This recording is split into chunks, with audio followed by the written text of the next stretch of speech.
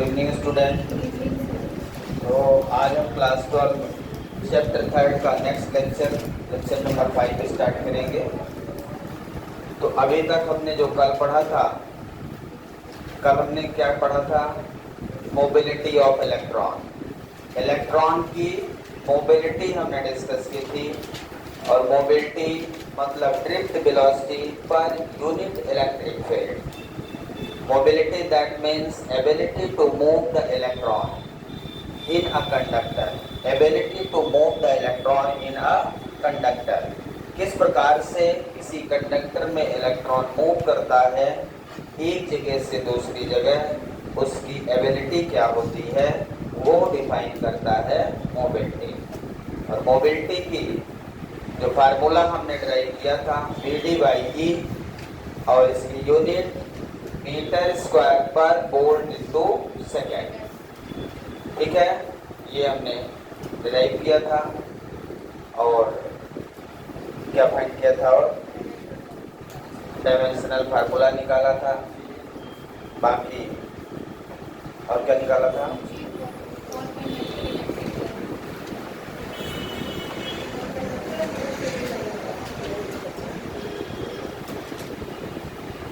अच्छा, कंडक्टर के लिए अलग और सेमी कंडक्टर के अलग अलग करंट निकाला था। आज जो हम डिस्कस करेंगे वो मोस्ट इम्पोर्टेंट टॉपिक है, जो आप सब पढ़े हो 10th बेसिस पे है। तो ये टॉपिक है Ohm's law. Ohm's law heading लगाएंगे सभी लोग। ओम्स लॉ जो आप पढ़े हो 1826-27 में ओम ने एक नियम बताया। ठीक है, ये आप पढ़ चुके हो, 10th स्टैंडर्ड है बिल्कुल, और जो आप 10th में पढ़े हो वही यहाँ पे भी है। स्टेटमेंट सबसे पहले लिखेंगे। ठीक है, तो ओम ने क्या बताया? ओम ने एक पोटेंशियल डिफरेंस और करंट के बीच में एक रिलेशन एस्टेब्लिश किया है। किसमें? पोटेंशियल डिफरेंस और करंट के बीच में। जब किसी कंडक्टर में पोटेंशियल डिफरेंस अप्लाइड करते हैं तो उस कंडक्टर में जो फ्री इलेक्ट्रॉन्स होते हैं वो मूव करने लगते हैं एक निश्चित डायरेक्शन में, तो उसके कारण उस कंडक्टर में करंट फ्लो होने लगती है, और वो करंट उस अप्लाइड पोटेंशियल का डायरेक्टली प्रोपोर्शनल होता है।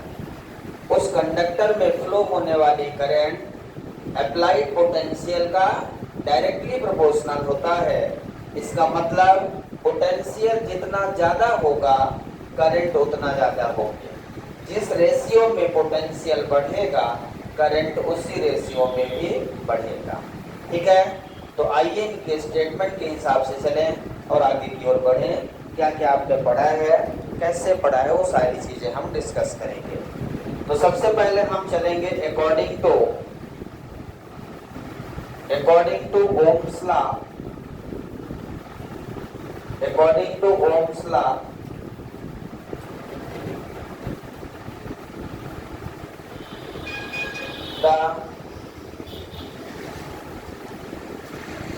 According to Ohm's law, the current flowing through the conductor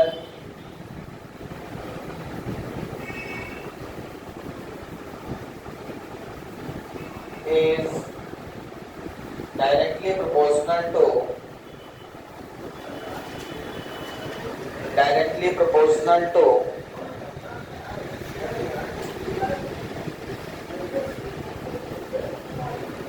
applied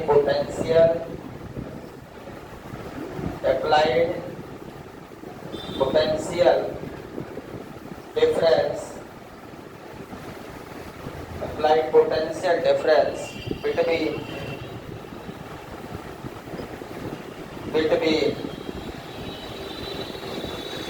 two end of conductor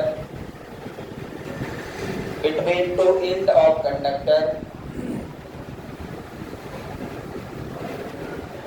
In this condition,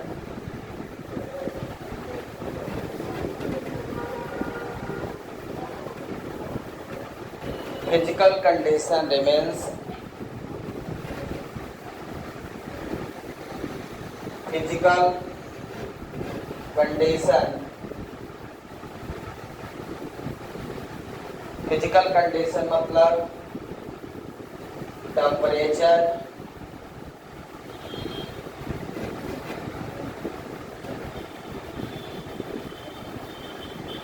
material strain,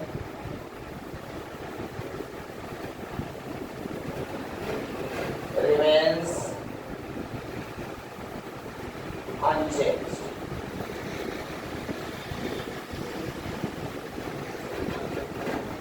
So this is the complete statement of Ohm's law. Write down. So according to Ohm's law, the current flowing through the conductor is directly proportional to applied potential difference between end of conductor. Conductor में दो and होते हैं. जैसे मान लो ये conductor है, तो इसमें एक एंड ये है, एक एंड ये है ना. तो जब हम पोटेंशियल डिफरेंस लगाएंगे तो पॉजिटिव एंड इधर, नेगेटिव एंड इधर, जैसा कि कल आपने देखा था.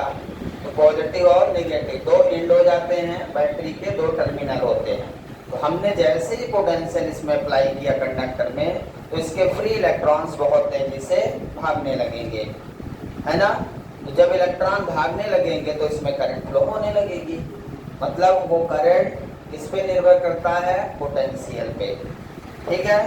तो अकॉर्डिंग टू डेफिनेशन चले तो according to Ohm's law, current flowing through the conductor is directly proportional to applied potential difference between two end of conductor. In this condition physical condition remains unchanged. इसमें physical condition का क्या मतलब है? मतलब जब हम ये चूंकि एक्सपेरिमेंटल है, ये कैसा है? एक्सपेरिमेंटल है. ओम्स लॉ को पूरी तरह से एक्सपेरिमेंटल प्रूव किया जाता है. तो जब हम ये एक्सपेरिमेंट कर रहे होंगे, किसी कंडक्टर में पोटेंशियल डिफरेंस अप्लाई कर रहे होंगे, तो उसमें करंट फ्लो हो रही होगी. ठीक है. अब वो करंट पोटेंशियल डिफरेंस के डायरेक्टली प्रोपोर्शनल है कि नहीं. अब मान लीजिए फिजिकल कंडीशन चेंज हो जाए. फिजिकल कंडीशन चेंज होने का मतलब ये है कि टेम्परेचर बदल जाए. जैसे अभी एक्सपेरिमेंट कर रहे हैं तो 40 डिग्री सेल्सियस टेम्परेचर है. तो कंडक्टर 40 डिग्री सेल्सियस के हिसाब से उसमें कुछ इलेक्ट्रॉन जो होंगे वो थर्मली जनरेट होंगे. टेम्परेचर के कारण कुछ एनर्जी इलेक्ट्रॉन्स को मिलेगी. जैसे जैसे टेम्परेचर कम होगा, इलेक्ट्रॉन्स को एनर्जी टेम्परेचर से नहीं मिलेगी, तो वो मूव करना बंद कर देंगे, है ना. तो टेम्परेचर के कारण भी इलेक्ट्रॉन का मूवमेंट होता है. थर्मल कंडक्शन मैंने आपको बताया था. ठीक है ना. तो टेम्परेचर यदि किसी कंडक्टर में चेंज होता है, तो इसका मतलब उस टेम्परेचर के कारण इलेक्ट्रॉन का मूवमेंट चेंज हो जाएगा. अब फिर वो जो अप्लाइड पोटेंशियल है उसके हिसाब से करंट अलग हो जाएगी, क्योंकि कंडीशन चेंज हो गई टेम्परेचर के कारण. और मटेरियल स्ट्रेन का मतलब जिस मटेरियल का कंडक्टर बना है, जिस कंडक्टर की हम बात करते हैं, स्ट्रेन मतलब change in length upon original length. उसकी लेंथ में कोई चेंज ना हो. यदि हम एक्सपेरिमेंट कर रहे हैं तो उसकी लेंथ कितनी है वही रहे.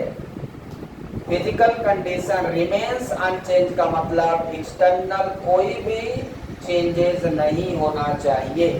और यदि आप ये लाइन नहीं बोलते हो, फिजिकल कंडीशन रिमेन्स अनचेंज, तो फिर ये स्टेटमेंट गलत है. ये पूरा स्टेटमेंट गलत हो गया. इस स्टेटमेंट का कितना नंबर मिलेगा? एक भी नंबर नहीं मिलेगा. यदि आपको नंबर चाहिए तो आपको ये स्टेटमेंट लिखना पड़ेगा कि फिजिकल कंडीशन चेंज नहीं होनी चाहिए भाई. और ये चेंज हो गई तो फिर ये जो अकॉर्डिंग टू डेफिनेशन यदि आप चले तो अप्लाइड पोटेंशियल भी directly proportional to I. Potential difference directly proportional to current, B proportional I. अब प्रोपोर्शनल हटेगा तो कोई ना कोई कांस्टेंट आएगा. तो B equal to R I, B equal to R I where R is the proportionality constant। R क्या है? proportionality constant which is called resistance,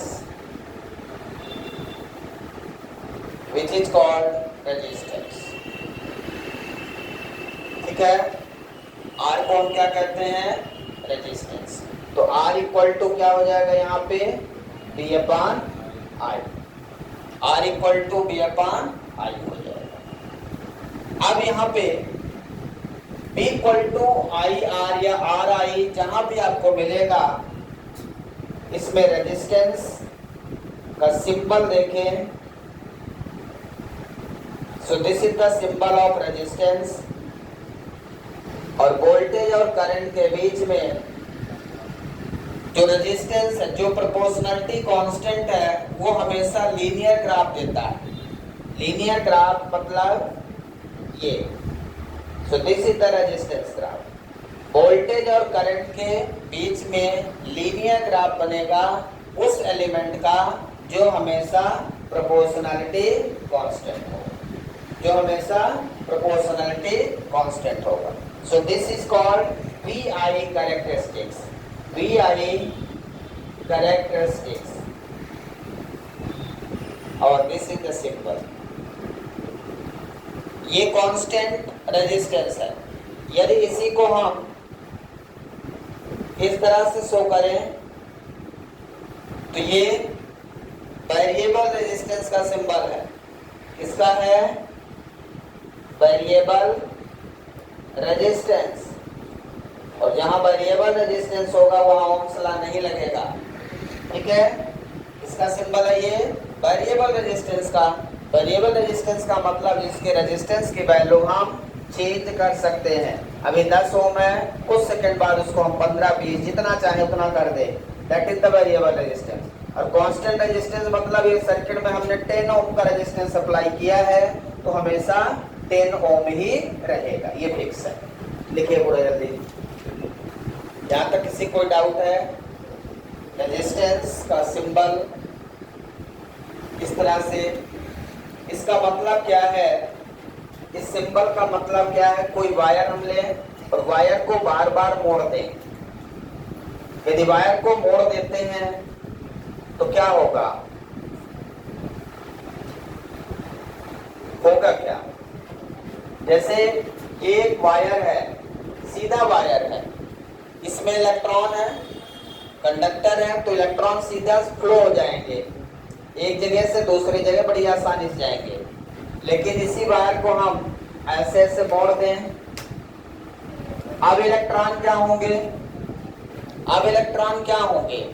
मान लो इलेक्ट्रॉन यहां से चला तो यहां जाएगा और यहां टकराएगा, फिर यहां जाएगा, यहां टकराएगा, फिर यहां जाएगा, यहां टकराएगा, मतलब हर बार कोलिजन होगा। टकराने से क्या होगा?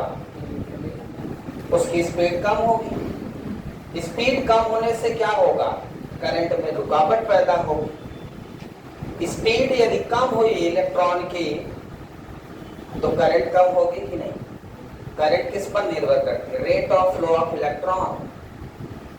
इलेक्ट्रॉन जिस रेट के साथ फ्लो होगा वो करंट होगी। तो यहाँ तो रुकावट, कोलिजन हो रहा है, और कोलिजन होने से क्या होगा? रेजिस्टेंस होगा। इसी को रेजिस्टेंस कहते हैं जो करंट में रुकावट पैदा करता है, करंट में रुकावट पैदा करता है। That is the resistance. ठीक है, रुकावट कैसे? कोलिजन के कारण। अब इसकी लिमिटेशन क्या क्या होती है? लिमिटेशन ऑफ कूलॉम्स लॉ कोई बता सकता है? Limitation of Coulomb's law, sorry Coulomb's law, Ohm's law, Coulomb याद आ जाए, ये ओम की जगह कूलॉम भी याद आ जाते हैं। उसके भी लिमिटेशन हमने पढ़ा था, है ना? तो लिमिटेशन ऑफ ओम्स लॉ, ओम की क्या लिमिटेशन है, क्या नेसेसरी है, क्या होना चाहिए? पहली कंडीशन इनकी ये है कि टेम्परेचर रिमेन्स कांस्टेंट होना चाहिए, है ना। तो द टेम्परेचर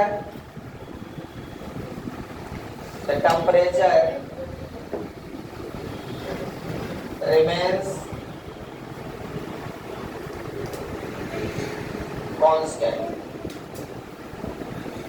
पहला लिमिटेशन ये है कि टेम्परेचर रिमेन्स कांस्टेंट होना चाहिए, टेम्परेचर चेंज नहीं होना चाहिए। दूसरा, strain of the conductor remains constant. मैंने लिख दिया था डेफिनेशन में, strain of material, the strain of conductor remains constant. Strain of conductor remains constant का मतलब जिस कंडक्टर की हम बात कर रहे हैं ना उसकी लंबाई चेंज हो, लेंथ चेंज हो, ना उसका एरिया चेंज हो, चेंज ना हो, ऐसी स्थिति में यदि ऐसा होता है तो रेजिस्टेंस बदलता रहेगा। यदि ऐसा होता है, चेंज होता है, तो रेजिस्टेंस की वैल्यू चेंज होती रहेगी, कांस्टेंट रेजिस्टेंस आपको नहीं मिलेगा। और यदि कांस्टेंट रेजिस्टेंस नहीं मिलेगा तो वो ओम्स लॉ वेरीफाई नहीं हो पाएगा। मतलब ओम्स लॉ क्या होना चाहिए, हर बार एक कांस्टेंट रेशियो देना चाहिए। V/I का रेशियो हमेशा क्या होना चाहिए, कांस्टेंट होना चाहिए। वोल्टेज कुछ भी हो, करंट कुछ भी हो, लेकिन रेशियो कांस्टेंट हो। यदि V/I का रेशियो कांस्टेंट का मतलब ये है, मान लीजिए V की वैल्यू हमने 20 ले लिया और I की वैल्यू हमने 5 ले लिया, तो V/I कितना हो जाएगा, 4। मतलब 4 कांस्टेंट वैल्यू है। फिर B हमने कितना ले लिया, मान लीजिए V इक्वल टू हमने ले लिया 28, I इक्वल टू हमने ले लिया कितना 7, तो V/I कितना हो जाएगा 4। तो वोल्टेज अलग है, करंट अलग है, लेकिन रेजिस्टेंस क्या है, हर बार से मिलेगा। यदि 4 मिल गया V/I का रेशियो, तो वोल्टेज और करंट के अलग अलग वैल्यू पे भी वो रेशियो हमेशा आपको उतना ही मिले। That is the verification of Ohm's law. यदि एक बार 4 मिला, 5 मिल गया, अब क्या हुआ, रेजिस्टेंस की वैल्यू मींस V/I का रेशियो क्या हो गया, बदल गया। और यदि बदल गया तो ये वेरिएबल रेजिस्टेंस कहलाएगा, not ohmic resistance. That is called ohmic resistance. ऐसा रेजिस्टेंस जो हमेशा कांस्टेंट रेशियो देता है, which obeys Ohm's law, ohmic resistance कहलाता है। दो टाइप के रेजिस्टेंस का नाम सुनेंगे, ohmic resistance and non ohmic resistance. What is the meaning of ohmic resistance, the resistance which obeys the Ohm's law. ऐसा रेजिस्टेंस जो ओम के नियम का पालन करता हो, और वे मतलब पालन करना, उसे हम ओमिक रेजिस्टेंस, और जो पालन नहीं करता हो नॉन ओमिक रेजिस्टेंस। मतलब B प्रोपोर्शनल I, तो B equal to RI, V/I equal to R। यदि ये रेशियो कांस्टेंट मिलता है तो रेजिस्टेंस ओमिक रेजिस्टेंस होगा, और यदि ये रेशियो कांस्टेंट नहीं मिलता है तो वो ओमिक रेजिस्टेंस नहीं होगा। यदि हम ओमिक, ये किसका बना हुआ ग्राफ है, ओमिक रेजिस्टेंस, मतलब हम जब भी बात करेंगे तो ओमिक रेजिस्टेंस। यदि ओमिक रेजिस्टेंस ना होता तो इसकी रेजिस्टेंस की वैल्यू अलग होती। वोल्टेज अलग वोल्टेज पे किसी करंट पर अलग रेजिस्टेंस हो जाता, अलग अलग वैल्यू, कहीं यहाँ पे 4 आया तो यहाँ 5, 6 आ जाता, कुछ आ जाता, तो आपका कांस्टेंट रेशियो कहाँ मिलता। जब रेशियो कांस्टेंट ना हो तो उस रेशियो को, उस रेजिस्टेंस को नॉन ओमिक रेजिस्टेंस कहते हैं। और ओमिक रेजिस्टेंस कंडक्टर्स में होते हैं, किसमें, कंडक्टर, मेटल में होते हैं। किसमें होते हैं, मेटल में। नॉन ओमिक कहाँ होता है, सेमी कंडक्टर्स में होते हैं। Non ohmic resistance semi conductor में होते हैं, जो फिक्स नहीं रहते, जिनका रेशियो फिक्स नहीं रहता। लिमिटेशन लिख लिया आपने, सभी ने लिख लिया, क्लियर है, किसी कोई डाउट है। तो लिमिटेशंस याद रहेगा, क्या क्या नहीं होना चाहिए, टेम्परेचर नहीं चेंज होना चाहिए, और कंडक्टर जिसमें करंट फ्लो हो रही है उसका स्ट्रेन नहीं होना चाहिए मटेरियल का, मतलब उसकी लेंथ में कोई चेंज नहीं आना चाहिए। Strain that is change in length upon original length level में हमने पढ़ा है। ठीक है, अब हम हेडिंग लगाएंगे resistance. Resistance for what? Resistance क्या है? It is the property of material, it is the property of material which oppose the flow of current, which oppose the flow of current. It is the property of material which oppose the flow of current. ये material की वह property है जो current flow होने का oppose करता है। जिस भी कंडक्टर में करंट फ्लो हो रही है उसमें यदि करंट में रुकावट कोई शो कर रहा है तो उसी को हम रेजिस्टेंस कहते हैं। इलेक्ट्रॉन कोलाइड होता है due to apply the potential difference between two end of conductor. जैसे ही किसी कंडक्टर में अप्लाइड पोटेंशियल करते हैं तो उसमें जो इलेक्ट्रॉन होते हैं और पोटेंशियल अप्लाई करने के बाद उस कंडक्टर के अंदर एक इलेक्ट्रिक फील्ड सेटअप हो जाती है और उस इलेक्ट्रिक फील्ड के कारण इलेक्ट्रॉन्स फ्लो होने लगते हैं। उस फ्लो होने के कारण उसमें कोलिजन होता है, कंडक्टर के अंदर कोलिजन होता है, कंडक्टर आपस में टकराते हैं और उसके कारण उसमें रेजिस्टेंस क्रिएट होता है। ठीक है, तो रेजिस्टेंस R इक्वल टू हमने क्या लिख दिया, V अपॉन I।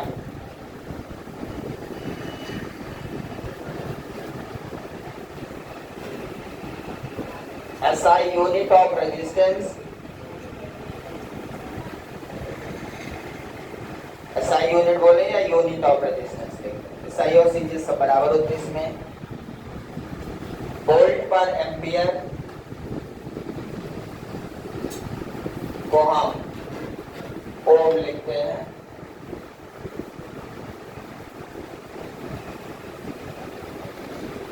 सिंबल है ओम का।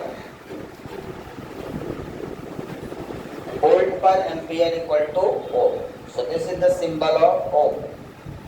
ओम का सिंबल है।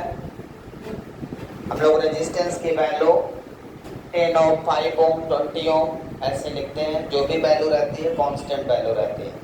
डायमेंशनल फार्मूला बताइए, डायमेंशनल फार्मूला कौन निकालेगा? सभी लोग निकालिए और सभी लोग ट्राई करके डायमेंशनल फार्मूला बताएं मुझे। चलिए हम देखते हैं डायमेंशनल फार्मूला के लिए कुछ नहीं, केवल फार्मूला आपको डायमेंशनल फार्मूला नाम है इसका। डायमेंशनल फार्मूला कहाँ से निकलेगा? फार्मूले से। और जिसका ना पता उसमें फार्मूले पे फार्मूला रखते जाइए। मुझे देखिए नहीं पता, मेरे से कोई पूछ ले कि क्या होगा, मैं नहीं बता सकता, मुझे कुछ आता ही नहीं है, मैं बिल्कुल ना समझ इंसान हूँ। B अपॉन I, मुझे B का नहीं पता तो I को तो पता है, फंडामेंटल। B का नहीं पता, जैसे आपको नहीं पता ना वैसे मुझे भी नहीं पता। और ये जब नहीं पता तो क्या करेंगे? B का फार्मूला लिखेंगे। पोटेंशियल का फार्मूला क्या होता है? W by Q। किसी को पता है? वर्क अपॉन चार्ज को क्या बोलते हैं? भाई यदि आपको उसका डायमेंशन फार्मूला नहीं पता तो उसके फार्मूले में जाइए, इसके अलावा आपको कुछ नहीं करना। और यदि फार्मूला नहीं पता तो फिर आगे मैं नहीं बोलूंगा। W by Q into I। अब मुझे वर्क का पता है, चार्ज का पता है, करंट तो फंडामेंटल है। अब कोई ऐसा टर्म जिसका ना पता हो आपको बताइए। वर्क का dimension formula ml2 t-2। Charge का AT और करंट का A। फंडामेंटल है, करंट क्या है फंडामेंटल, उसकी जगह डायरेक्ट लिख देंगे charge equal to current into time AT। आप गुणा भाग कर लीजिए जो आपको करना है। M L टू T-2, एक नीचे से T जाएगा कितना हो जाएगा T-3, A स्क्वायर हो जाएगा, ऊपर जाएगा तो A माइनस, कितना सिंपल है बताइए। डायमेंशन फार्मूला तो हर स्टूडेंट को आना चाहिए, ऐसा है ही नहीं इसमें कुछ भी ना बने। जिसका नहीं आता उसके फार्मूले में चले जाइए। और बेसिक 7 डायमेंशन फार्मूला मैंने आपको बताए थे जो आपको याद रखना है। लेंथ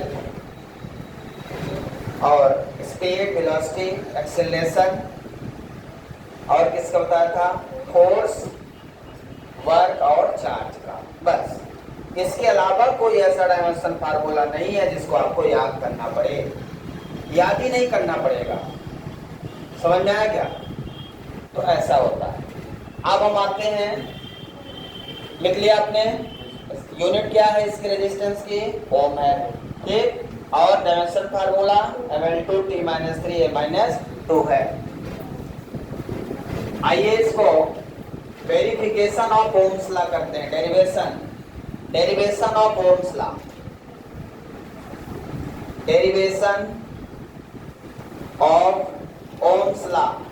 ओम्स लॉ को डेराइव करते हैं। इसमें जो रेजिस्टेंस की वैल्यू है B/I इक्वल टू क्या आना चाहिए, कांस्टेंट आना चाहिए। B/I equal to constant R। और R की वैल्यू क्या है, यदि मैं आपसे R की वैल्यू पूछे तो आप नहीं बता पाएंगे। R किन किन चीजों पर निर्भर करता है, रेजिस्टेंस की वैल्यू किन किन चीजों पर निर्भर करती है, यदि मैं आपसे पूछूं तो आप नहीं बता पाएंगे, है ना।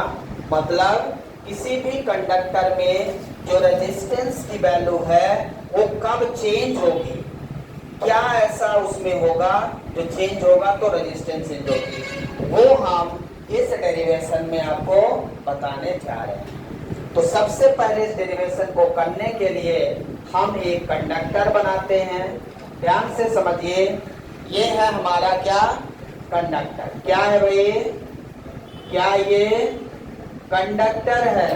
अब कंडक्टर में क्या करते हैं हम, इसके दो एंड है, एंड ए एंड बी, दो एंड दिख रहे हैं। इन्हीं एंड के बीच में, क्योंकि ये कंडक्टर है तो इसमें फ्री इलेक्ट्रॉन्स होंगे। क्या होंगे भाई, क्या होंगे, यदि कंडक्टर है तो उसमें बहुत सारे फ्री इलेक्ट्रॉन्स होते हैं, और जितने इलेक्ट्रॉन होते हैं उसको कहते हैं नंबर ऑफ इलेक्ट्रॉन। कितने इलेक्ट्रॉन हैं उसको हम कहते हैं नंबर ऑफ इलेक्ट्रॉन, या electron density. Number of electron per unit value वो कितने हैं, तो वो नंबर ऑफ इलेक्ट्रॉन को हम लोग स्मॉल n से डिनोट करते हैं। Number of electron per unit value मतलब इलेक्ट्रॉन डेंसिटी। यहाँ पे इलेक्ट्रॉन डेंसिटी कितनी है मैंने कल आपको बताया था, और capital N number of electron था जो रिलेशन फाइंड किया था। पहला काम क्या है, applied potential difference between two end of conductor. एक एंड ये है, दूसरा एंड ये है, दोनों के बीच में क्या लगा दो, पोटेंशियल डिफरेंस, और की लगा दिया हमने। ये B है प्लस माइनस और ये B, ठीक है। अब जैसे ही पोटेंशियल लगाएंगे, इधर का एंड पॉजिटिव और इधर का and negative. Inside of the conductor electric field setup, इसके अंदर इलेक्ट्रिक फील्ड सेटअप हो जाएगी, जिसके कारण ये electron towards the positive end of the conductor move करने लगेंगे विथ ड्रिफ्ट वेलोसिटी। किस वेलोसिटी के साथ मूव करेंगे, ड्रिफ्ट वेलोसिटी के साथ ये electrons positive end of the conductor की ओर मूव करने लगेंगे। क्लियर है सभी को? तो ड्रिफ्ट वेलोसिटी का फार्मूला हम लोग क्या लिखते हैं, Vd equal to EE/m into tau. ये हमारा ड्रिफ्ट वेलोसिटी का फार्मूला हमने ड्राइव किया था, याद है आपको, EE/m इंटू टाउ। तो ड्रिफ्ट वेलोसिटी के साथ इलेक्ट्रॉन कहाँ आने लगे, towards the positive end of the conductor. Clear सभी को? अब इसमें करंट और ड्रिफ्ट वेलोसिटी में रिलेशन निकाला था मैंने, निकाला था कि नहीं? तो relation between current and drift velocity, इसी ड्रिफ्ट वेलोसिटी ऑफ इलेक्ट्रॉन के कारण, इसी ड्रिफ्ट वेलोसिटी ऑफ इलेक्ट्रॉन के कारण इस कंडक्टर में करंट फ्लो होती है। वो करंट कितनी होती है? I equal to NEA/BD। यही मैंने बताया था आपको, I इक्वल टू NEA/BD। और इसमें इस कंडक्टर की जो लेंथ है वो L है, स्मॉल l। और जैसे ही पोटेंशियल डिफरेंस अप्लाई करेंगे इसमें एक इलेक्ट्रिक फील्ड सेटअप हो जाती है, इलेक्ट्रिक फील्ड। ठीक है, इतना हमने आपको बताया था। कोई डाउट है? यदि BD की वैल्यू यहाँ पे पुट कर दें इस रिलेशन में तो क्या बनेगा? Current, put the value of BD, put the value of drift velocity in equation second. तो I इक्वल टू क्या बन जाएगा? NEA, BD की जगह लिख देंगे EE/m इंटू टाउ। ठीक है, यहां तक लिखिए जल्दी से, उसके बाद आगे बढ़ते हैं। चलिए आगे। अब देखें इसमें इलेक्ट्रिक फील्ड और पोटेंशियल में क्या रिलेशन होगा। ये हमारा I इक्वल टू क्या आ गया? I इक्वल टू आपके सामने है N E और E, दो E हैं तो NE², फिर A τ/m into E, NE² A τ/m into E लिख दिया मैंने। अब ये इक्वेशन नंबर 3 दे देता हूं। नाउ इलेक्ट्रिक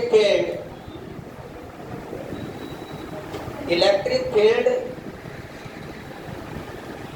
और इलेक्ट्रिक पोटेंशियल में क्या रिलेशन है? E इक्वल टू B/D, हमने पढ़ा है E equal to B/D। D क्या होता था? Distance between two parallel plate capacitor. यहाँ पे distance between two end of conductor, यहाँ D क्या रहेगा? Distance between two end of conductor कितना है? वो L है। तो B/L यूनिट क्या होगी? वोल्ट पर मीटर, वही यूनिट होगी इलेक्ट्रिक फील्ड की, यहां से वोल्ट पर मीटर। अब ये E की वैल्यू यहां पे रख दें। ये E कहां से आई है? E कहां से आई है? अप्लाइड पोटेंशियल से। जब आपने यहां से पोटेंशियल अप्लाई किया ना तब कंडक्टर के अंदर इलेक्ट्रिक फील्ड सेटअप हुई। मतलब E कहां से आया? V से। E कहां से आया? V से। याद रखिए, पोटेंशियल से E आया है, पोटेंशियल से करंट आया है। करंट से पोटेंशियल नहीं आता। जैसे ही पोटेंशियल लगाते हो वैसे इलेक्ट्रॉन मूव करते हैं, और इलेक्ट्रॉन जब मूव करेंगे तब करंट आएगा। मतलब पोटेंशियल एक एनर्जी है। ठीक है, तो ध्यान रखना, करंट आया कहां से? पोटेंशियल से। फील्ड, इलेक्ट्रिक फील्ड कहां से आई? पोटेंशियल से, इनसाइड में। क्लियर है?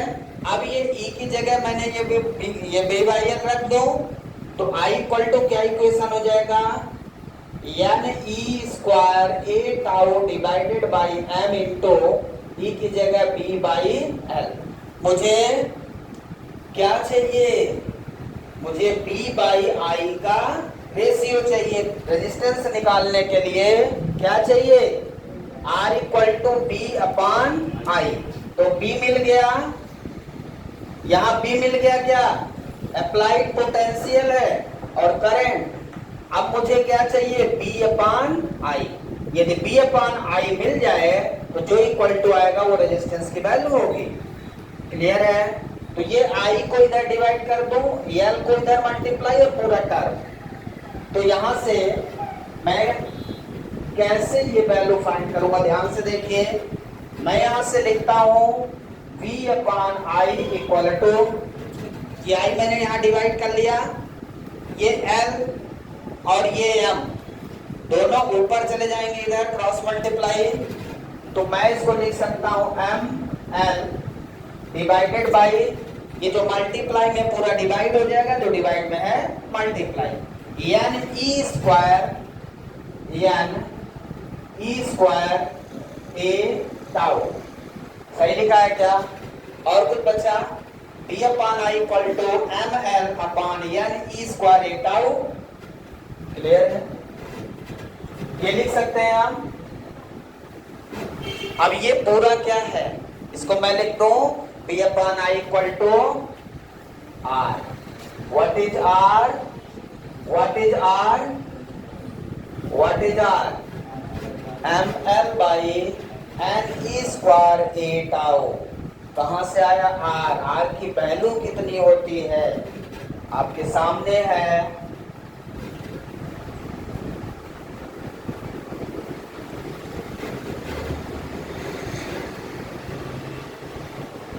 where r equal to m l by n e square a tau।